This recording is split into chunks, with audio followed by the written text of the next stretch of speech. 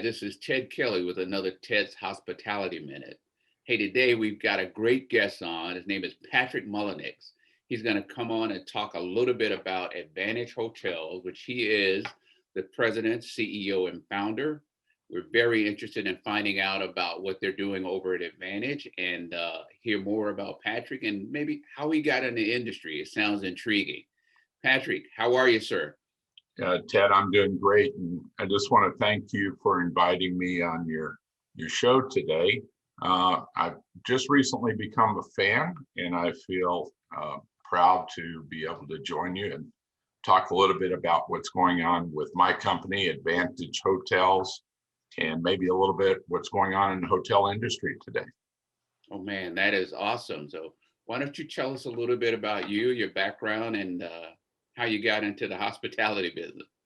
Well, I'll give you the brief version because it starts when I was 9 years old, but we won't go that far back.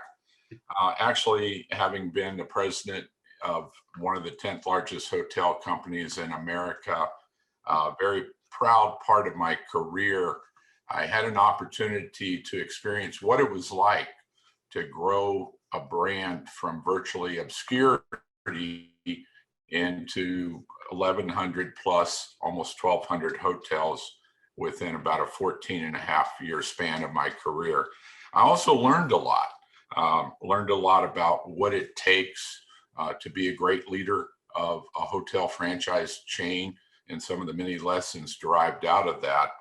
I took a major leap of faith, leaving that corporate high level world and all the perks that came with it, and decided really the quest that I had in my hospitality career was yet to be undone, was really to start a hospitality company. So 2 years ago, we're coming up on the anniversary on May the 15th, our second year anniversary of starting, we acquired two amazing brands, one of which is called Select Inn, was established in 1990, and the other is Vista Inn and Suites, which was established in 2009.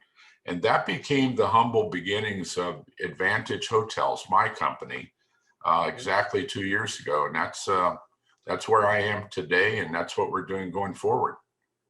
Wow, what an interesting story. So can I give you a pre-anniversary congratulations on your coming up on number 2, right?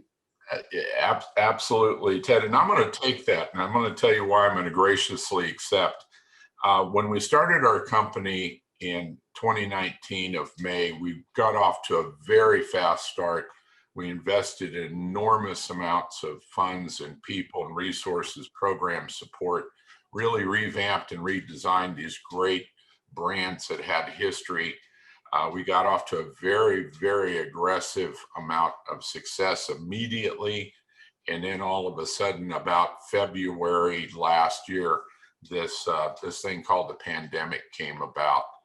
And if you want to know what it's like to be a young company with a lot of ambition and a lot of capital that's been spent, and then find yourself in the middle of a pandemic, I will tell you, it is a interesting place for any business person. And it has really taught us a couple lessons about how to pivot, how to redesign ourselves, and how to be very agile with dealing with, the hospitality industry's biggest crisis in the history of the industry in the world. So it's been an interesting experience, to say the least. Wow. So talk a little bit about some of the stuff you guys learned during COVID as a result of it. I'm assuming that that's helped you guys probably position yourself to be stronger for how things are probably starting to come back slightly. So what did you guys learn? What was maybe 2 or 3 of your best takeaways from managing through the pandemic? Well, listen, the first thing we learned that things were changing very rapidly, and I don't mean on a monthly or quarterly basis. They were changing weekly and daily.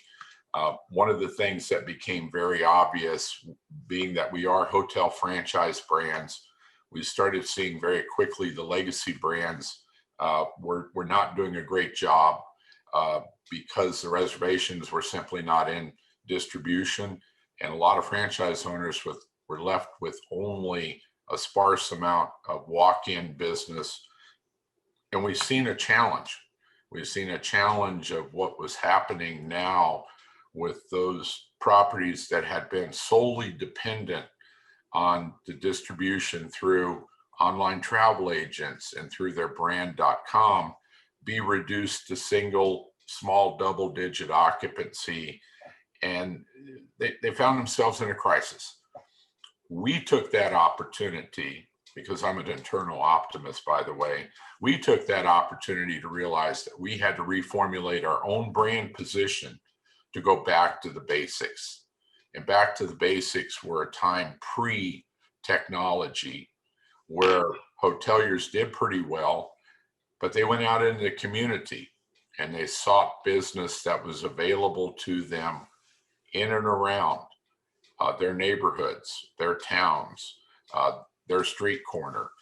And we formulated our own marketing plans to become a supporter of those franchise properties so they could find a way to survive. And we discovered something along the way. It works. So it's funny, as it was said, whether biblically or by many different writers, there is nothing new that's already been created under the sun. And what we found is those things that were created in the early days of hospitality, of being involved in your community, of going out and asking for business from the influencers, be it other businesses, be it the Chamber of Commerce or the Rotary, or people that had the ability to refer business. Those were fundamentals, and those fundamentals really didn't go away. We perfected that with the local marketing and sales and service that we now have made a mainstay of what we do to help our properties and franchise owners going forward. And that was a revelation.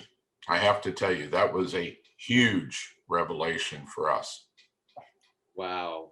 So as things are starting to turn, I'm assuming you guys were able to stabilize a little bit sooner, maybe not get as big a hit. And as things are starting to turn the corner now, are you seeing where the fruits of you guys' labor is really kind of picking up, and your occupancy levels and things like that are improving quicker? We are seeing with our properties that had been in our system during the acquisition, we've seen them come back to 85 and 90% of pre-COVID revenue. But we're also seeing that we're having to communicate differently with consumers. We're finding that we're having to promote the properties directly to the consumers and not be so dependent on the OTAs to provide the business. Again, that was another defining point, is really how do we communicate directly, given the power of search engines like Google, given the fact that we all use these smartphones to search and find things we're looking for in the area, whether it's a restaurant, a hotel, an auto parts store. We found that we had to be very pinpoint in communicating with consumers on behalf of the hotel, and then get them to book direct. And that's been another payday that we found is really working well for our brands. Wow, that's awesome. So I want to pivot a little bit to talk about why you decided you wanted to start Advantage and what you saw as the opportunity in kind of going out and kind of creating your own brand, so to speak. Talk a little bit about that. Ted, over my career of 26 years with some amazing, super large legacy brands, I've seen flaws in the business model. And they were moving away from being what I would call customer service type of organization and really looking at different business units to drive profitability. And what that meant is they were adding a lot of layered costs and mandates on their franchise locations that was severely and adversely affecting profitability.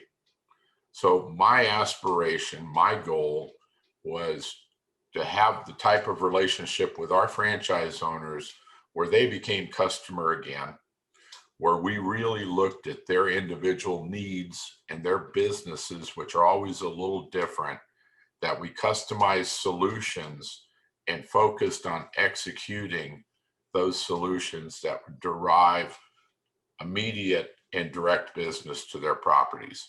Now, that doesn't mean that we make profit on everything we touch, like some of the legacy brands. That means we stay very centric and very focused on what's going to deliver more business to the locations. And one of the things I'll say about the pandemic, there's something good to be found in everything. What the pandemic did is it made us realize that the cracks in the relationship, which were there, were actually much wider than we imagined. And it really gave us an opportunity to focus on our ethos, our core values, which are really to have relationship, trust, honesty, and transparency with our franchise owners. And maybe those are old school principles, they probably are, but they fundamentally work with most people. Wow, that's awesome. So in your model, it sounds like you've got a more direct relationship, obviously with your franchisee, but you also have come up with a model that sounds like it has some efficiencies in it that some of the larger brands may not have, to offer the franchisees a quicker path to or better profitability. Is that correct? Well, I look at, and I can step back away from this and look at what we're doing and what I used to do as a brand leader with large companies. Right. You get to a point when you have 1,000 or 2,000 or more locations, it becomes an assembly line operation. You have to manage that way because you can't possibly focus on the individual person. You have to focus on the group as a whole. I looked at our opportunity with our company to be more of a custom solution, understanding that customers' needs and building those programs and solutions for them. That's something that can't be done in high-speed assembly line production. You lose that quality, you lose that detail. It would be the difference between maybe you or I going and getting a custom suit made that fits your shoulders and your waist, as opposed to going to a big box store and you buy one off the shelf that's pretty close, but then you go spend $100 with your tailor trying to fit it to you. And that's the difference. It's a tailored approach with the franchise owner, and that's our principle. Okay, and you have within your company, I think, 3 different categories of brands, right? We do. Talk a little bit about that for us. So our primary brands, as I mentioned earlier, Select In, upper economy brand, well-established, really positioned correctly. Our mid-tier brand, which is Vista Inn and Suites, great conversion property with very reasonable standards and very well suited for that mid-tier sector price point conversion type property.